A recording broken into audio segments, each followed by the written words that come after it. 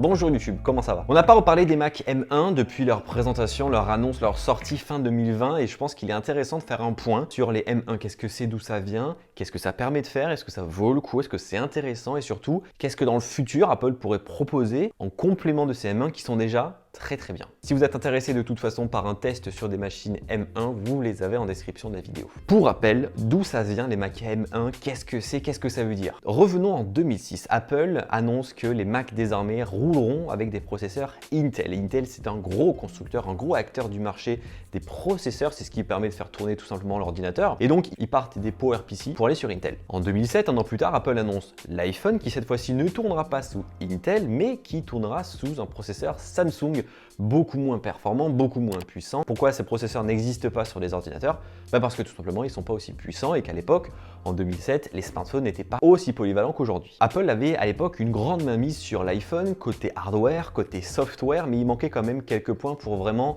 avoir l'entièreté du produit en leur nom. C'est-à-dire que par exemple, c'est pas Apple qui faisait son propre système de télécommunication. Il fallait passer par un opérateur tiers pour tout simplement téléphoner. Bon, aujourd'hui, c'est toujours d'actualité. Peut-être qu'un jour Apple se lancera dans la télécommunication, dans le télécom, mais pour le moment c'est pas encore d'actualité. Deuxième point, c'est tout simplement le processeur. Si Apple voulait vraiment avoir la mainmise partout et faire exactement ce qu'ils voulaient faire, il fallait qu'ils développent leur propre processeur. Et donc c'est ce qu'ils ont fait entre 2007 et 2010. En janvier précisément, Apple annonce l'iPad, un iPad qui tournera non pas sous un processeur d'une marque tierce, mais avec un processeur Apple, le Apple A4. L'iPad est le premier produit qui vraiment a été fait en hardware, software, processeur, tout ce que vous voulez, version Apple, ce qui a permis à l'iPad tout simplement d'être ultra puissant, d'être polyvalent et surtout d'avoir une énorme autonomie, plus de 10 heures sur une tablette de 9,7 pouces. Pour l'époque, il y a 11 ans, c'était quand même beaucoup. Cette puce est donc apparue juste après sur l'iPhone 4 en 2010 et petit à petit sur tous les autres produits, les iPod Touch, les Apple TV ou encore les HomePod pour ne citer que, qui sont donc des produits très grand public mais qui ne demandent pas non plus beaucoup de performance. Mais Apple s'est donc rendu compte que petit à petit, les iPhones, les iPads étaient extrêmement puissants, voire même plus puissants que la plupart des PC. Donc en fait, ils peuvent faire pareil version Mac. Donc ils se sont lancés dans la création de leur propre puce jusqu'en juin 2020 où Apple annonce que petit à petit, sur une transition de 2 ans, Apple va abandonner les puces Intel pour leur propre puce. Ils ont suffisamment de savoir-faire pour pouvoir les proposer en étant des puces puissantes. On était tous un peu circonspects parce qu'on sait que les puces Intel sont extrêmement performantes, marchent super bien et c'est vraiment un standard. Apple a quand même réussi à faire quelque chose de très bien avec les puces Apple Silicon, c'est leur nom, et la première version c'est M1. Donc voilà l'historique de la création des puces maison de version Apple. Mais donc un tel changement, vous l'aurez compris, on l'a dit, ça se fait sur le long terme. C'est pas possible de tout faire d'un coup. On peut pas sortir une machine très grand public comme un MacBook Air et une machine très professionnelle comme un Mac Pro avec la même puce. C'est pas possible. Donc Apple a annoncé une transition de 2 ans à compter de fin 2020 où il y a eu 3 modèles qui sont sortis, MacBook Air, MacBook Pro et Mac Mini. Et donc pour toutes les autres machines, les MacBook Pro 16 pouces, les iMac Pro, les iMac, les Mac Pro, eh bien il faudra attendre des semaines, des mois ou encore 1 an et demi grand maximum. Au moins on a une date. Et chaque version qui est sortie aujourd'hui en version M1 est également toujours compatible en version Intel. Pourquoi? Parce que tout simplement changer de processeur, c'est pas simplement un changement de nom ou un changement de puissance, c'est aussi un changement d'architecture et de compatibilité. Il y a beaucoup de personnes qui travaillent avec leur Mac, qui ont des logiciels qui sont compatibles que sur Mac, que sur Windows, que sur Linux, mais également que compatibles avec un processeur Intel, un processeur AMD, un processeur Nvidia, etc.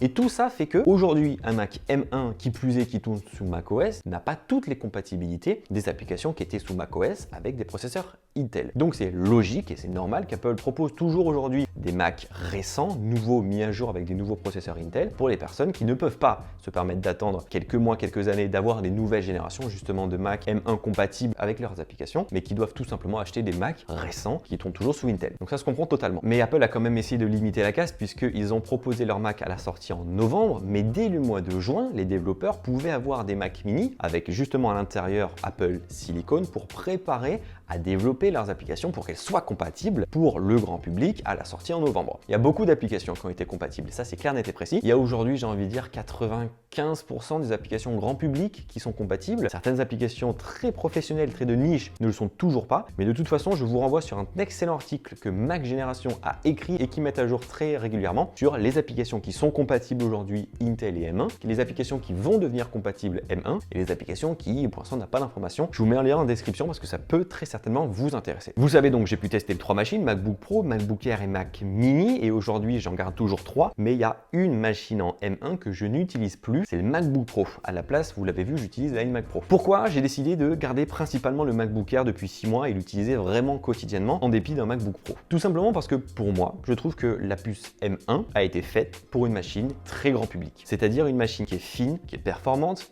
qui est légère et qui va vraiment satisfaire le plus grand nombre. Aujourd'hui, quand on vraiment regarde sur le papier, qu'on compare un MacBook Pro M1 et un MacBook Air M1, c'est extrêmement proche en termes de performance. On a juste un peu plus de facilité avec un MacBook Pro, étant donné qu'il est un ventilateur. Mais pour moi, ça ne vaut pas le coup de mettre beaucoup plus cher dans un MacBook Pro, parce qu'un MacBook Pro, justement, comme son nom l'indique, il y a le mot professionnel à l'intérieur. Et ce mot professionnel, de base, équivaut à des processeurs plus puissants. Et du coup, avoir une machine pro et une machine grand public avec le même processeur, autant prendre le grand public qui fera comme la machine professionnelle. Et donc moins cher. Donc c'est en partie pour ça que j'ai gardé le MacBook Air, parce qu'il me suffit largement, il est léger, il est puissant, il s'emporte partout et surtout il est pratique. En 3 points, je vais vous expliquer pourquoi j'adore ce MacBook Air. Premièrement, la sortie de veille instantanée. La sortie de veille instantanée sur un Mac, c'est comme sur votre iPhone ou votre iPad. Vous appuyez sur l'écran, bam, il se déverrouille. Et ça, je peux vous dire que c'est un gain de temps monumental. Alors certes, ça se joue à 5-6 secondes comparé à un Mac Intel, mais quotidiennement, à chaque allumage, finalement, c'est bien pratique. Autre point, la puissance, bien entendu. Moi, j'ai le MacBook Air le plus entrée de gamme possible, avec 8 Go de RAM, 7 cœurs de GPU ou encore 256 Go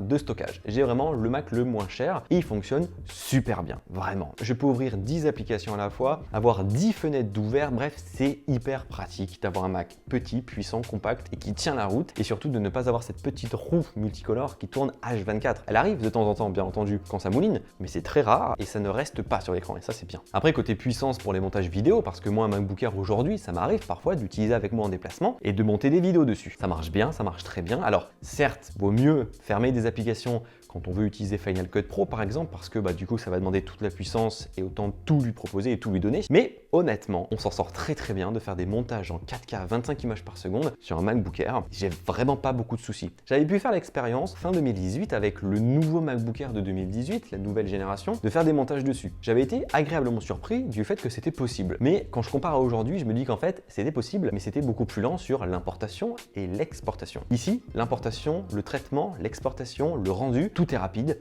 ça marche bien et c'est cool. Mais vraiment, en soi, de me dire que je peux partir en déplacement avec mon MacBook Air et lui faire 100% confiance comme à l'époque, je faisais confiance à un MacBook Pro 16 pouces, très grand format, mais surtout beaucoup plus cher, c'est trop bien. C'est vraiment très très cool. Et l'autre point qui est hyper important, bien entendu, c'est l'autonomie. Parfois, les ordinateurs, soit c'est une très bonne autonomie, mais pas une bonne puissance, soit c'est une bonne puissance et pas une bonne autonomie. Là, on a un très bon juste milieu. On a une excellente autonomie, 18 heures et une très bonne puissance et c'est génial. Par exemple, ça m'arrive de charger mon Mac tous les 3 jours. Oui, ça marche suffisamment bien pour honnêtement pouvoir l'utiliser pendant 3 jours sans le charger. C'est un game changer. Ça m'est arrivé de monter une vidéo entièrement avec l'import, le rendu, le traitement, le cut, le montage, l'export sur une seule charge et encore avoir la batterie derrière pour faire la miniature et uploader la vidéo. Bref, c'est vraiment génial. Donc s'il y a bien un Mac aujourd'hui que je peux vous conseiller à acheter les yeux fermés, c'est le nouveau MacBook Air. Et l'autre Mac, bien entendu M1 que j'utilise quotidiennement, c'est celui-ci, c'est le Mac Mini qui est un petit carré que l'on connecte à un écran externe. Alors vous le savez, moi j'ai le Pro Display XDR d'Apple qui est un écran futuriste, génialissime, mais qui vaut beaucoup trop cher pour peut-être ce qu'il peut vous apporter quotidiennement. Alors aujourd'hui, Apple ne propose pas d'autres écrans, donc vous pouvez le connecter à une télévision en HDMI ou à n'importe quel autre moniteur externe. Mais moi, je vous avoue que le combo, c'est parfait, c'est génial. Ce Mac Mini en soi, c'est exactement pareil que le MacBook Air, simplement l'autonomie,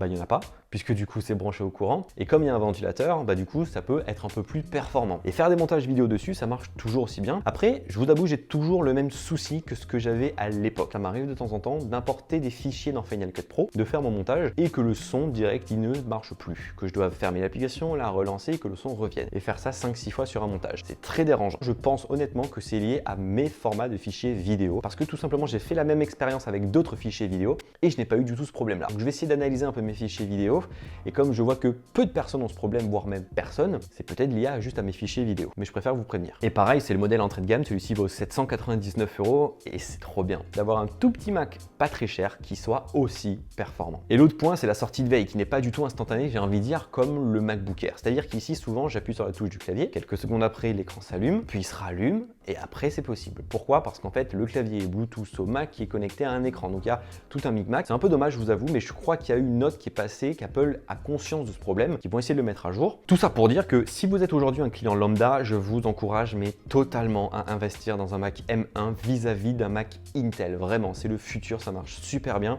La plupart des applications sont compatibles et vous allez revivre avec une telle autonomie, une telle puissance et surtout un ordinateur qui vous tiendra mais vraiment dans le temps. Et aujourd'hui, même Intel le dit, ils ont peur d'Apple sur ce domaine-là. Mais vous l'avez vu, j'ai à côté toujours un iMac Pro. Pourquoi? Parce que souvent ça m'arrive de faire des montages vidéo qui sont quand même très gourmands avec beaucoup de pistes, des gros fichiers. Et je vous avoue, oui, que le MacBook Air M1 ou que le Mac Mini n'est pas assez puissant. D'où le fait tout simplement que j'utilise à côté l'iMac Pro, que je branche à l'écran Pro Display XDR en Thunderbolt. J'ai un double screen du futur. Et là, j'ai une vraie station de travail qui poutre grave avec un iMac Pro qui certes date de fin 2017, première génération, mais c'est une version véloce, plus de 12 000 €. Je peux vous dire que lui, pareil, j'ai 100% confiance en lui pour le gros des montages que je peux faire ou le gros du travail. Mais ça amène tout simplement à se dire qu'aujourd'hui, il manque, oui, des machines professionnelles Apple. Il n'y en a pas. Ok, il y a un MacBook Pro, mais c'est un 13 pouces avec un M1. Donc c'est pas aussi performant, pourquoi pas, qu'un MacBook Pro 16 pouces ou qu'un iMac Pro. Comme l'a dit Apple, il y a 2 ans de transition. J'espère en tout cas que d'ici quelques semaines,